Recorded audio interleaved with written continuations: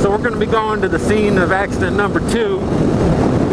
And this was, keep in mind, this is the second accident here.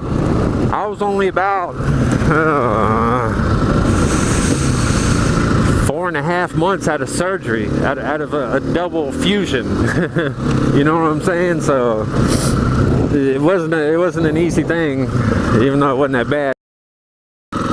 And I pulled off here, but I was still rolling, probably doing like 10 or 15 miles an hour. Fucking thought I had it in neutral. Took my hand, you know, I thought I had it in neutral, so I took my hand completely off the clutch. Didn't even have a finger on it. For some reason, I jacked the throttle, and it was in fucking first gear, and it took me for a ride, man. I mean, it did me pretty bad. I did myself pretty bad for an idiot mistake like that. Completely 100% user error. There's no doubt about that. You know, it wasn't nobody's fault but my own. But it was pretty rough. I mean, the bike lifted up on me. The bike lifted up on me and then just cut left. I mean, hard. Because I guess I whiskey throttled it or something. I don't know. I'm sure I did, because I think it was wide fucking open. And it jacked up and then cut to the left. And when it did, I lost my left hand. I was still holding my right, and then somehow I lost it. And then the bike, I hit the ground on my back, and the bike landed on me.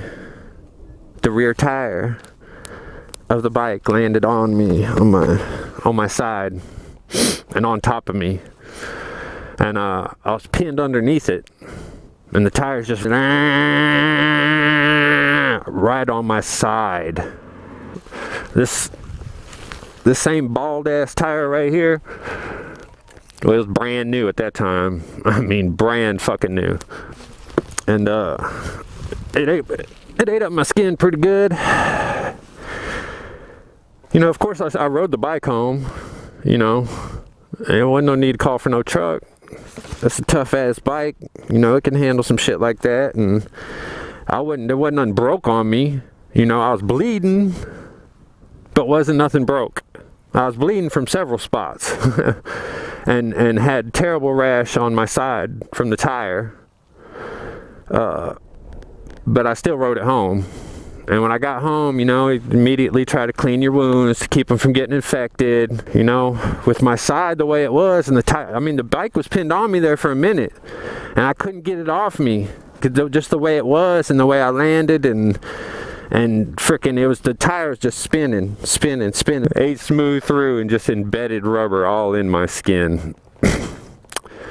So I go home and try to pick out as much rubber out of my skin, out of my side as possible.